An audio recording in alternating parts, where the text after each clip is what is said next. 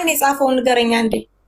እሺ ቁርአን ከአምላካችን ከአላህ ዘንድ በመላእኩ ጅብሪል ወይንም በገብርኤል አማካኝነት በመንፈስ ቅዱስ ምሪት መጥቶ ለነብዩ ሰለላሁ ዐለይሂ ወሰለም የተወረደ ከዚያም የነብዩ ሰለላሁ ዐለይሂ ወሰለም ሰሃቦች የጻፉት ነው። የጻፉት ማናቸው? የነብዩ ሰለላሁ ዐለይሂ ወሰለም ሰሃቦች ናቸው። ምድር ላይ ጻፉ ተብለው ራሳቸው ያዘዟቸው ጽፈው ነው። ከአላህ ዘንድ ነው የመጣ ማስረጃ ልንገርሽ። ሱረቱ ሹዓራ ላይ ቁጥር 192 ላይ አላህ ሲናገር ይላል ወኢነሁ ለተንዚሉ ረቢል ዓለሚን ነዘለ ቢሂ ሩሑል አሚን ዐላ ቀልቢከ ሊተኩነ ሚነል ሙንዚሪን ይላል። ይህ ቁርአን ከዓለማቱ ጌታ ከአላህ ዘንድ የተወረደ ነው። ማን አወረደው ከተባለ ታማኙ መንፈስ ወይንም መልአኩ ገብርኤል አወረደው። በሱ አማካኝነት ነው። ገብርኤል ምን ይሰራል? ገብርኤል ምን ይሰራል? መልአክ ነው። የአምላክ ተላላኪ ነው ለነብያቶች። እሱ በሱ ምክንያት ነው። አይ ገብርኤልና የሌላ ነው እኮ የሌላ እምነት ነው። ገብርኤል አይደለም መልአክ ነው። መልአክ ነው እሱ የየትኛው እምነት ነው? መልአክ ነው የሌላ እምነት ነው። የራስህን ተደግፈህ አውራ። የምፈልግኛው ከእስላም አስተምሮ ነው የምፈልገው። ከክርስቲያኑ እየተደገፍክ አትንገረኝ። ከእስላም አስተምሮ ንገረኝ። እሺ አዳምጪ፣ ተረጋጊ እንጂ ከክርስቲያን እኛ ተደግፈን አናወራም። የትራላረ አንደኛ ክርስትና የሚባል እምነት የለም። ከይቅርታ ጋር አይታወቅም። እዚህ ዓለም ላይ መጽሐፍ ቅዱስ ላይ የለም ክርስትና የሚባል እምነት። ያ ማለት ከአምላክና ከነብያት ዘንድ አይታወቅም። አምላክ ክርስቲያን ሆኖ ብሎ አልደነገገም። ነብያቶችም ክርስቲያን ሆኖ አላሉም። እኔ ክርስቲያን ነኝ ያለ ነብይም የለም። ስለዚህ ከአምላክ ዘንድና ከነብያት ዘንድ እውቅና የሌለው ሃይማኖት የሐሰት ሃይማኖት ነው። በፍጹም ይሄ ሃይማኖት ሊባል አይችልም። ከይቅርታ ጋር ማለት ነው። ያ ነው ገን የሚለውን ጂል አድርግልሽ። እሺ ችግር የለውም። ጅብሪል በተሻለ አይደለ ወደ አማርኛ ሲቀይረው ገብርኤል ብሎ ይቀይረዋል። ምናልባት እነዚህን ነገራቶች አነባለሁ ብላችሁ አረበኛውን ብንሰጣችሁ ወደ አማርኛ ብትቀይሩት ጅብሪል ሳይሆን ገብርኤል ብሎ ነው የሚተረጉምላችሁ፣ የኢትዮጵያ ቋንቋ ማለት ነው። ጂል በልልሽ። እሺ ገን ልተዋተን ነው። ስለዚህ ከአምላካችን ከአላህ ዘንድ መልአኩ ጅብሪል ዓለይሂ ሰላም ታላቁ መልአክ አመጣው። ቦታቸው አለ። ሚካኤል ግን ማለት ይችላል። እሺ ሚካኤል ስለሆነ የሚለው ነብዩ ሰለላሁ ዐለይሂ ወሰለም ቃል በቃል ሚካኤል እያሉ ይጠቅሳሉ። ይሄ ክርስቲያን አይደለም። እሺ ነብያችን ሰለላሁ ዐለይሂ ወሰለም ሚካኤል ይሉታል። ሚካኤልን ራሱ እሺ።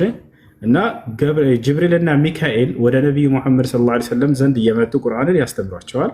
ያን ቁርአን ደግሞ ነብዩ ሰለላሁ ዐለይሂ ወሰለም ለትውልዶቻቸው ያደርሳሉ ማለት ነው። ሶሃቦች የዛኔ ከእርሳቸው አንደበት እየሰሙ እስቲያው ትኩሱን በሰሙበት ጽፈው ለኛ አስተላለፉት።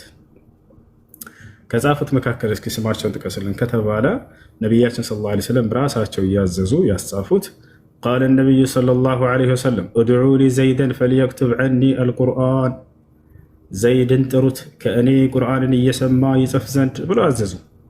ዘይድ ይጠራል። ከዚያ እርሱ ምን አለ ሲመሰክር ራሱ ኩና ኑአሊፉ አልቁርአን ዐንደ ረሱሊላሂ ሰለላሁ ዐለይሂ ወሰለም አለ ከነቢዩ ሙሐመድ ሰለላሁ ዐለይሂ ወሰለም ዘንድ ቁጭ ብለን ቁርአንን እንጽፍ ነበር አለ። ስለዚህ ቁርአን የተጻፈው በእርሳቸው ዘመን በዚያን ጊዜው ነው። ከማን ዘንድ? ከአምላካችን ከአላህ ዘንድ በመልአኩ ጅብሪል አማካኝነት ለነቢዩ ሙሐመድ ሰለላሁ ዐለይሂ ወሰለም ወርዶ እርሳቸው በዚያው በህይወት ባሉበት ዘመን ተጻፈ። በመንፈስ ቅዱስ ምሪት እያለ ይገልጸዋል። ቁርአን የወረደው በመንፈስ ቅዱስ ምሪት ነው። ቃል በቃል ይሄንንም መንፈስ ቅዱስ እያለ አላህ በቁርአን ላይ ይጠራል። ቁል ነዘለሁ ሩሑል ቁዱስ ሚን ረቢከ ቢልሐቅ፣ ሙሐመድ ሆይ ይህን ቁርአን ከጌታቸው ከአላህ ዘንድ በእውነት መንፈስ ቅዱስ አወረደው በላቸው ይላል። ነቢያችን ሰለላሁ ዐለይሂ ወሰለም ሐዲስ ላይ ኢነ ሩሐል ቁዱስ ነፈኸ ፊ ረውዒ ይላሉ። መንፈስ ቅዱስ በልቤ ላይ ቃልን አስተላለፈልኝ ይላሉ።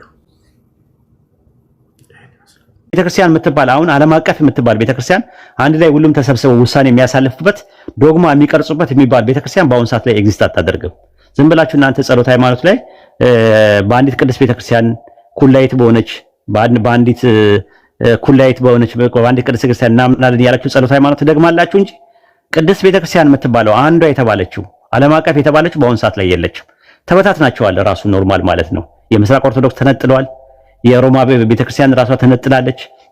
የግብጽ ለብቻው ተነጥሎ ነው የወጣው የአሌክሳንድሪያው። ያንን ተከትሎ የኢትዮጵያው ነው ያለው። ኢቭን ጳጳሳት ራሱ ከነሱ አይሾምም። ራሳቸው በራሳቸው ነው የሚሾሙት። ራሱ ኢቭን ጳጳሳቸው ራሱ እንትን አይደለም፣ ሌጋል አይደለም፣ ሐላል አይደለም። የእናንተ ጳጳስ ራሱ ለምን ያለ ግብጾች ፈቃድ ነው ራሳችሁ በራሳችሁ ሾማችሁ የጀመራችሁት። ጵጵስናው ሲመጣ በአምብሮተ እድ ነው የሚመጣው። በመጫን ነው የሚመጣው። እሱ ሌላ አይደለም የሚመጣው። አምብሮተ ፍልዮሳ ፖለቲካ ያለው ነገር እሱ ሌላ ነው። በአምብሮተ እድ ነው የሚመጡት። አሁን ያለው ራሱ ኢሌጋል ነው ራሱ ኖርማሊ ባለ እኔ በደንብ ነው የማውቀው ስለናንተ ማለት ነውና ኤኒዌይ ምን ለማለት ፈልጌ ነው ለማንኛውም ቤተክርስቲያን የምትባል ያቺ ኩላይት የምትባለዋ ዓለም አቀፍ የምትባል ቤተክርስቲያን አሁን ላይ የለችም። ካለች ትነግረኛለህ ማን እንደሆነች። እሺ ችግሩ አሁን ብቻህን ማለት ብዙ እያወራህ ነው፣ ብዙ ሐሳብ እየነካህ ነው፣ ብዙ ቦታ ላይ የሄድክ ነው። ሮም ላይ ሄድክ፣ እስክንድሪያ ላይ ሄድክ፣ ብዙ ላይ የለም ቤተክርስቲያን የለችም። ንገረኝ፣ ኩላይት ቤተክርስቲያን የት ነው ያለችው? ንገረኝ እስቲ። አይደለም አዳምጠኛ። ዓለም አቀፏ ቤተክርስቲያን የት ናት ያለችው? አሁን ንገረኝ፣ የት ነው ያለችው? ንገረኝ፣ እንወቃት፣ ሁላችንም እንጓጓለን። ሂድ፣ ቀጥል፣ አውራ፣ ንገረኝ። ጨርሳ? አዎ ንገረኝ፣ የት እንዳለች ንገረኝ እስቲ። እውነተኛው ቤተክርስቲያን እኛ ኦርቶዶክስ ሌሎች በትምህርት ላይ ተሳሳቱ እንላለን ማለት የቃላት ልዩነት አለን እንላለን እንጂ ቤተክርስቲያን ተሳሳታለች ማለት አይደለም። የት አለች ነው እኮ መጀመሪያ ኤግዚስት ታደርጋለች። የት ናት ያለችው ንገረኝ። ያቺ ዓለም አቀፍ የተባለችው ዩኒቨርሳል የት ናት ያለችው ንገረኝ። እኛ ነን፣ እንደዛ ነን እኛ። የት እናንተ ዓለም አቀፍ ናችሁ ወይስ ሎካል ናችሁ እናንተ? ነን እኛ ዓለም አቀፋዊ ነን እኛ። አይደለም ኢትዮጵያ ውስጥ ነው ያላችሁ እናንተ ኢትዮጵያ ውስጥ የእናንተ ሎካል ቸርች ነው የሚባለው። አስተምሮቱ የላችሁም አላችሁም አይደለም ጥያቄው። ልብ አድርጋለሁ። እነኛ ትምህርትና አስተምሮ ያለት ትምህርቱን አይደለም የጠየቁት። ቤተክርስቲያኗ የኢትዮጵያ ኦርቶዶክስ ተዋሕዶ ቤተክርስቲያን ሎካል ናት ወይስ ኢንተርናሽናል ናት? ለምንድን ነው የኢትዮጵያ ኦርቶዶክስ ብለህ የምትለየው? ሎካል ነው ምናምን ለምንድን ነው የምትለየው? አንድ አስተምሮ ኖ ሎካሎች ናቸው። ይኸውልህ ስለ ትምህርት አይደለም የጠየቁ። የእናንተ ቤተክርስቲያን የግብጽ፣ የአርመን፣ የህንድ የሚባሉት ምንድነው? ሎካል ነው የሚባሉት፣ አጥቢያ ነው የሚባሉት። አገር አቀፍ ነው ራሱ ናሽናል ናቸው። በናሽናል ላይ ሌቭል ላይ ያለች ቤተክርስቲያን ልትሳሳት ትችላለች። ዓለም አቀፍ የሆነች ቤተክርስቲያን ናት የማትሳሳተው ብላችሁ ታምናላችሁ? ይቺ ዓለም አቀፍ ቤተክርስቲያን የምትባለው የት ነው ያለችው? ተሰብስባ ታውቃለች ወይ? ዓለም አቀፍ ጉባኤ አድርጋ ታውቃለች ወይ? ንገረኝ። የት አለች? የት ነው የምትኖረው? እኮ ጉባኤ ያለ ነው ሁሌ ጉባኤ። ኤርትራ አለች፣ ኢትዮጵያ አለች፣ ግብጽ አንድ ላይ ያለበት አንድ ላይ ሲሆን ነው እኮ ቤተክርስቲያን ዓለም አቀፍ የሚባለው። አንድ ላይ ተሰብስባችሁ ታውቃላችሁ? ለምንድን ነው ማለት ስብሰባው ለምንድን ነው? እሱ ታዲያ ኩላይት ነው ዓለም አቀፍ ኢኩሜኒካል ካውንስል ነው። ይኸውልህ ዳንዬ ኢኩሜኒካል ካውንስል ካልሆነ አንድ ነገር ኢኩሜኒካል ካውንስል ከሌላችሁ ዓለም አቀፍ ጉባኤ አይባልም። ኤክሌሲያ ማለት ዓለም አቀፏ ናት። የማትሳሳተው ኢንፋሊብል ቦዲ ብላችሁ የምታምኑት ዓለም አቀፏ ነው። ዓለም አቀፏ አሁን ላይ ኤግዚስት አታደርግም። ጉባኤው ራሱ ያቆመው መቼ ነው? በ431 በኤፌሶን ጉባኤ ነው። እናንተ 3 ጉባኤ ነው የምትቀበሉት። የኒቅያ ጉባኤ ትቀበላላችሁ በዓለም አቀፍ ደረጃ። የቆስጠንጢንያ ጉባኤ በ381 ላይ፣ በ431 የኤፌሶን ጉባኤን ትቀበላላችሁ። ከዛ በተረፈ ያለውን የኬልቄዶን ጉባኤ ከለባት ነው የምትሉት፣ የውሾች ጉባኤ ነው ብላችሁ የምትሉት። አንድ ቤተክርስቲያንን ዓለም አቀፍ የሆነች ቤተክርስቲያንን በዚህ ደረጃ ተሳስታለች የውሻ ጉባኤ ነው ብሎ ማለት በጣም ነውር ነው ራሱ ማለት ነው። አንድ ዲስኮሬስን ደግፋችሁ ማለት ነው። ግብጽ ኤጲስቆጶስ የነበረው ማለት ነው። ልክ አይደለም። በእንትን እሺ አሁን ንገረኝ፣ ዓለም አቀፍ ያለችው የት ናት ያለችው? ያቺ ከተሳሳተችው ሰዎች ላይ አይደለም። የውሾች ጉባኤ የተባለ ለሰዎች አይደለም። ያ ጉባኤው አካሄዱ ስነ ምግባሩ ስለ ዲሲፕሊኑ ነው እንጂ እንዴ መንፈስ ቅዱስ አይደል የሚመራው እንጂ በዓለም አቀፍ ደረጃ ሲሄድ ኖ በ451 ላይ በዓለም አቀፍ ደረጃ የሚመራው ቤተክርስቲያን የሚመራው መንፈስ ቅዱስ ነው ትሉ የለ እንዴ? ተው እንጂ ስነ ምግባር መንፈስ ቅዱስ የት ሄዶ ነው? ጉባኤ ስትሰበሰቡ መንፈስ ቅዱስ ነው የሚመራው። አይደለም አንተ በሚመች ከሁሉም ነው ዴሊጌተር የመጣው። መንፈስ ቅዱስ ሳይመራው ቀርቶ እነ ሊዮን እነ ምናምን ያለ መንፈስ ቅዱስ እንትን ብለው በፖለቲካ በምንም ብለው የተሳሳተ ትምህርት ሲያስተምሩ እንዴ መንፈስ ቅዱስ እንዴት ይጸጣል? ክርስቶስ ራሱ ቤተክርስቲያንን የገሃነም ደጆች ሊያናውጣት አይችልም ብሎ የለ እንዴ? እንዴት የገሃነም ደጆች ሊያናውጣት ቻሉ? እንዴት ተበተነ? ራሱ ለምንድን ነው የተበተነ? ለሁለት የተከፈለችው የተሰነጠቀችው ለምንድን ነው? እቺ የሚሆነው ለምንድን ነው የተከፈለው? እንደዛ አትበል። እኔ የጠየቁ ጥያቄ አሁን ዓለም አቀፍ ቤተክርስቲያን የምትላት ክርስቶስ ይጠብቃታል የተባለችው ቤተክርስቲያን ሙሽራይቱ ኩላይት የምትባለው የት ናት ያለችው? ንገረኝ። የኢትዮጵያ ኦርቶዶክስ ተዋሕዶ ቤተክርስቲያን ከሆነ እሱ ሎካል ነው። ሎካል ደግሞ ሲኖዶሱ ራሱ ሲሰበሰብ ቀኖናን ነው እንጂ መቀነን የሚችለው ዶግማ መደጎም አይችልም። ራሱ ዶግማ የምትደጉመው ዓለም አቀፍ የሆነችው ቤተክርስቲያን የት ናት ያለችው? አሁን ላይ ኤግዚስት ካደረገች ንገረኝ። እኔ ኦሪየንታል ዓለም አቀፍ ቤተክርስቲያን ነው እያልኩ እኮ ነው እኮ። የት ናቸው ያሉት? ተሰብስባችሁ ታውቃላችሁ? አንድ ቀን ተገናኝታችሁ ታውቃላችሁ ወይ? ሲጀመር አንድ ላይ ተሰብስባችሁ ታውቃላችሁ ወይ? ከ451 በኋላ አው ያውቃል። ቆይ በእንትን ላሳይሽ። የት አለ? የለም ተገነጣጠላችሁ። በቃ የለም ራሱ መንበር የታላችሁ መንበራችሁ ምንድነው? የእናንተ መንበር ምንድነው? እሺ ንገረኝ። መንበራችሁ ምን ይባላል? ለምንድን ነው አንድ ጥያቄ ስጠይቅ እሱ ጋር ስመልስልህ ወደ ሌላም ትሄደው? ነው የለማ የላችሁም እኮ ቤተክርስቲያን የለችም ነው እኮ የምልህ እኮ ዓለም አቀፍ የምትባለው ቤተክርስቲያን የለችም። ሎካል ቤተክርስቲያንን እየሰበሰብክ ዓለም አቀፍ ማድረግ የለም። ራሱ ዓለም አቀፉ መንበር አለው፣ ተጠሪነት አለው፣ ዴሊጌተር አለው። የእናንተ መንበሩ የትኛው ነው? የማን መንበር ነው? የማርቆስ መንበር እንዳትሉ የለም፣ በአሁን ሰዓት ላይ የለም፣ ተበልቷል። ራሱ ዝም ብሎ ኤጲስቆጶስ ነው ማነው ፓትርያርክ ብቻ ነው የሚሾምበት። መንበር የሚባል ነገር የለም። የኮንስታንቲኒያውም በሙስሊሞች እጅ ገብቷል። የኢየሩሳሌም በሙስሊሞች እጅ ገብቷል። የቀረው ማን ነው? ራሱ አንድ የሮም ነው የቀረው። የሮም ትክክል ነው ካላችሁ ካቶሊክ ትክክል ነው ብላችሁ እውቅና ስጡ። ቤተክርስቲያን የህብረት እንጂ የግለሰብ አይደለችም። ክርስቶስ በጴጥሮስ ላይ ሲመሰርታት ለሁሉም ሐዋርያት ያገናዘበ እንጂ ለጴጥሮስ ብቻ አይደለም የመሰረለት እኮ። የታለች በአሁን ሰዓት ካለች ከላይ በለኝ። የትኛው እምነት ነው አንደኛ የተገኘ? ሲቀጥል ደግሞ የትኛው ነው እውነተኛ እምነት ብለን ማያዝ ራሱ ለኔ ከባድ ነው ሆነብኝ። ምክንያቱም ሁለቱም አንድ አይነት ናቸው። አንዳንድ ቦታ ነው እንጂ ለክርክር ክርስትናና እስልምና የሚለዩበት 4 አበይት ልዩነቶች አሏቸው። የመጀመሪያው ልዩነት ምንድን ነው? እኛ ሙስሊሞች የምናመልከው አምላክ በማንነትም በእምነትም አንድ ነው ብለን ነው የምናምነው። ለምሳሌ ሱረቱ ጣሃ ምዕራፍ 20 ቁጥር 14 ላይ እኔ አላህ ነኝ ከኔ በቀር ሌላ አምላክ የለም አምልከኝ ይላል።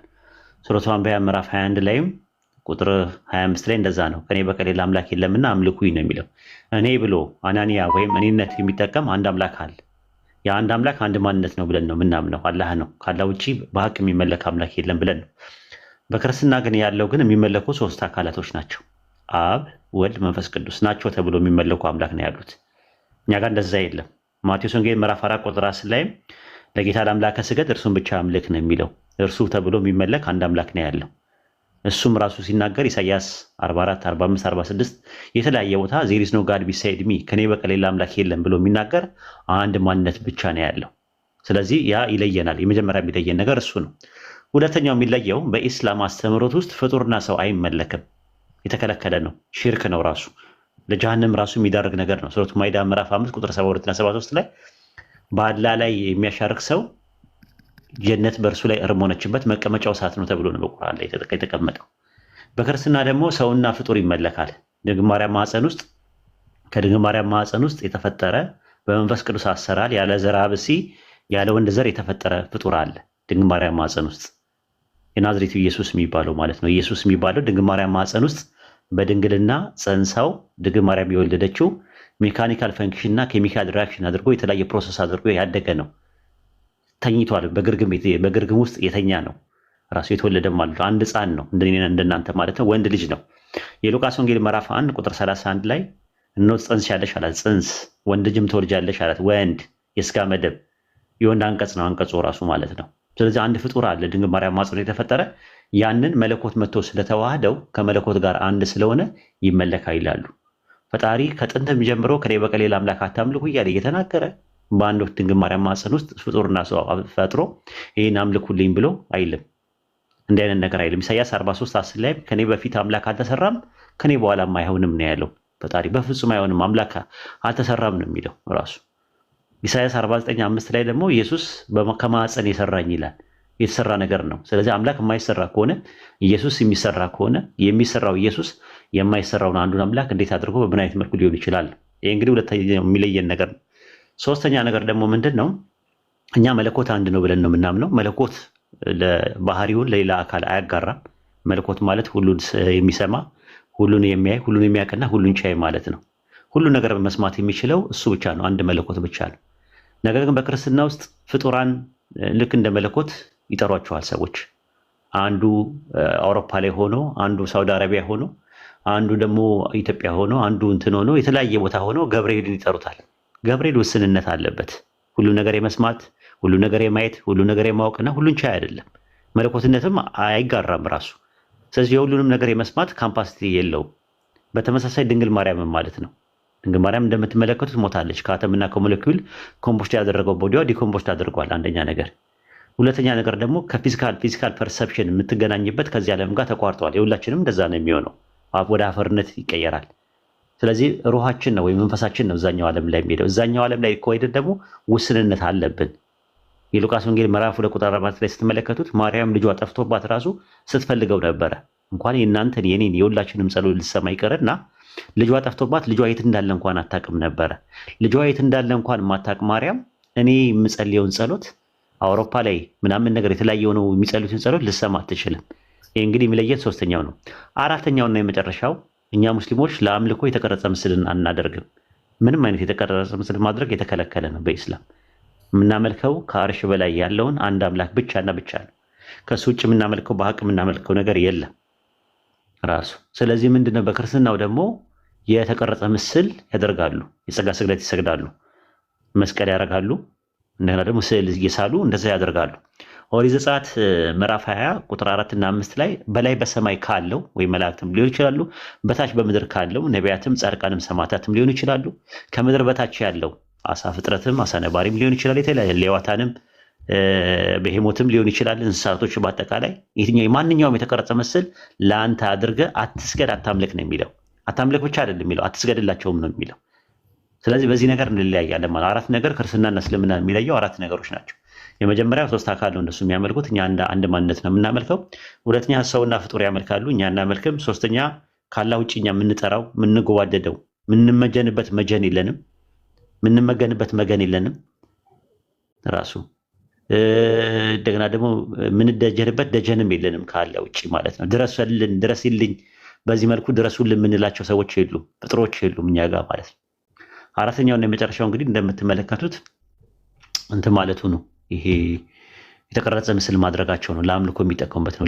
ለተለያየ ሐውልት ሰርተው ምናምን ነገር ይለማመናሉ፣ ወደዛ ለስዕል ይሰግዳሉ ማለት ነው። እና ይሄ ነገር ይለየናል። እኛና ሙስሊሞችን የሚለየን ዋናው ነገር ይሄ ነው ለማለት ተፈልገው ነው። እንግዲህ ጓል መቀሌ አሁን የወሰነችው ውሳኔ እስከ መጨረሻ ነው የወሰነችው ወይስ አሁን ላለችበት ህይወቷ ወይ ትናንት ለነበረችበት ከትናንት ከነበረችበት ለመውጣት ነው የሰለመችው ጓል መቀሌ? ወይስ አይ ሁሉም ነገር ሁሉም ጥያቄዎችን እዛ ጋ መልስ ስላገኘች እዛ ጋ ነው ወስና ነው የገባችው? ነው በቃ ልብ ያረፈበት ይና በጀነራሊ ጠቅለል ባለ መልኩ ላስቀምጥልህና ትላኔ የነበረችው ወደ ትቆያለች ምናምን ሳይሆን ልብ ያረፈበትና ልቤ ጥሩ ተሰማ። ሰው አደደት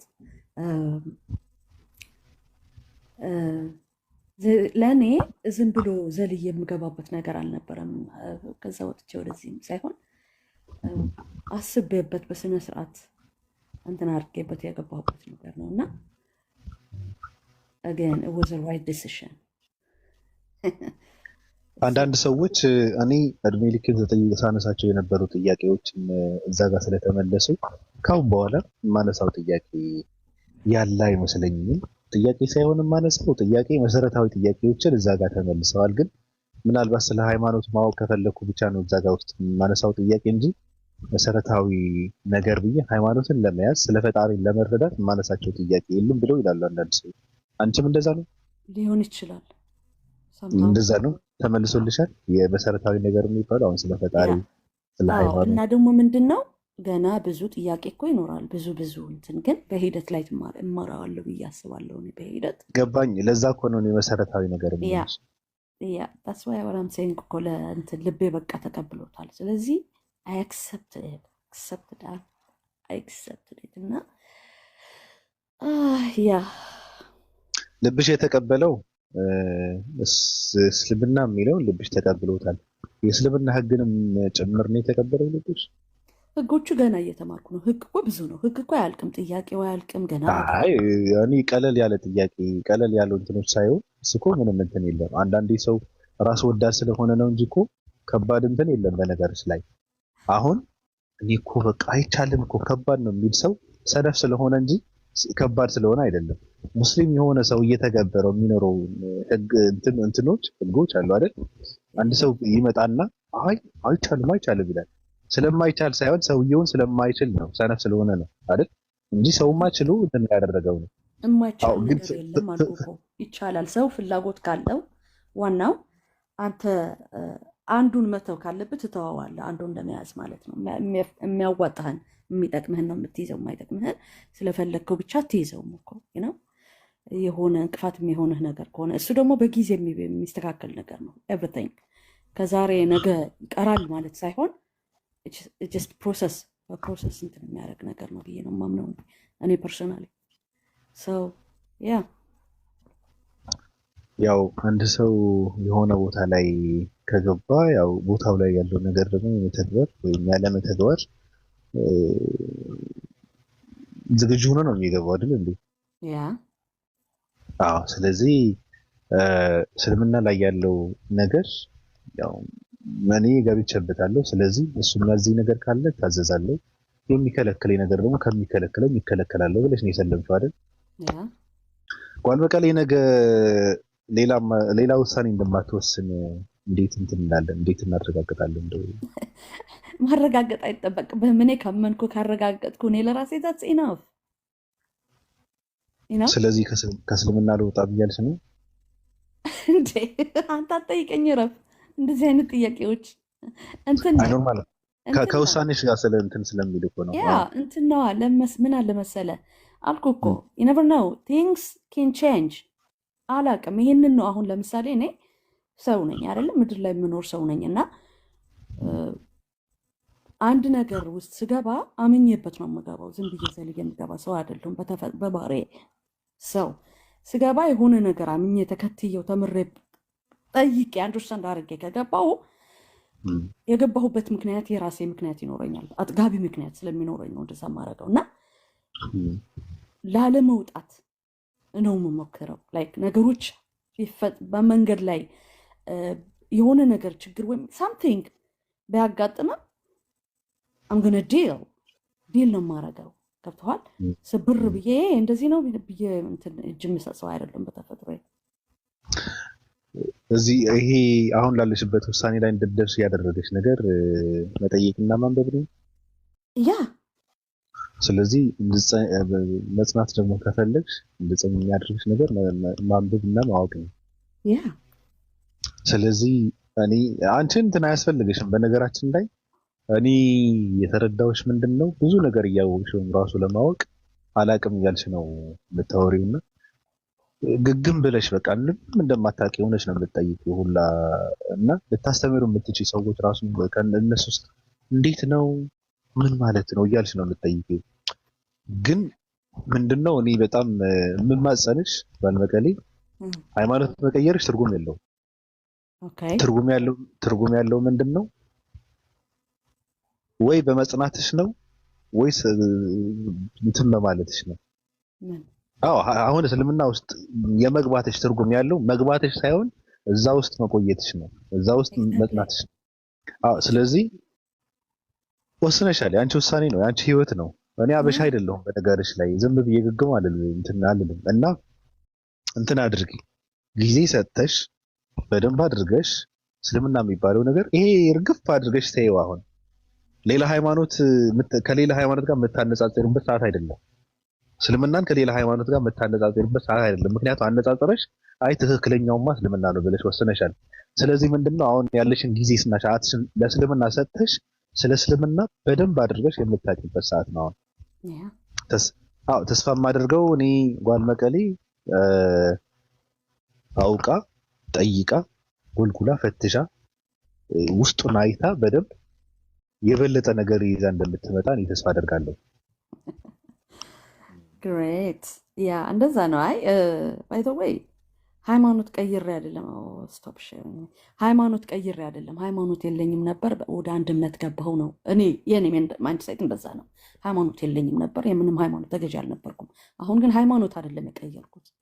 አይ ጀስት በቃ አነበብኩ እየጠየቅኩ በመንገድ ላይ በነገራችን ላይ አሁን አይደለም መጠየቅ የጀመርኩት። ሶሻል ሚዲያ ላይ መጥቼ ትንሽ ንጽጽሩ ውስጥ ገባ። አሁን አንደርስታንድ ማድረግ የጀመርኩት ንጽጽሩ ነው እንጂ ቆይቻለሁ ማንበብ ከጀመርኩ አንዳንድ ነገሮች። አንዳንድ ሀገር ሲሄድ ቱ ይርስ አጎ እኮ ስለ እስልምና ኢንትረስትድ መሆን ከጀመርኩ ትራቭል ሳደርግ ወደ አንዳንድ ቦታዎች ማለት ነው። በዛ ምክንያት ግን ዲፕሊ ገብቼ አልተማርኩትም ነበር። ኦፍኮርስ ኢት ዋዝ ሎንግ ፕሮሰስ።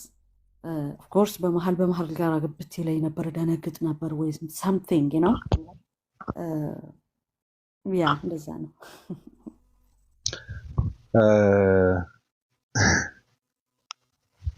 እስልምና ስትገቢ ምናልባት ልክ እንዳልኩሽ ቅድም አንዳንድ ሰዎች የሙስሊሞችን አነጋገር፣ የሙስሊሞችን ስነ ምግባር፣ የሙስሊሞችን ባህሪ፣ የሙስሊሞችን አንድነት፣ የሙስሊሞችን መተጋገዝ አይተው ደስ ብለዋቸው የሚገቡ ሰዎች አሉ። እስልምናን አውቀው አይደለም ወይ? እነዚህ ሰዎች እንደዛ የሆኑ እንደዚህ አይነት ማንነት ያላቸው እኮ ሙስሊም ሆነው ያገኙትን ማንነት ነው ብለው ማለት እስልምና የቀረጸው ማንነት ነው የተላበሱት ብለውም ተረድተው አይደለም። ግን ደስ ብለዋቸው በቃ ደስ ብለዋቸው በቃ እነዚህ ሰዎች እነሱ ጋር ብደመር ይቻላል ብለው የሚሉ ሰዎች አሉ። እንኳን በቀሌ እስልምና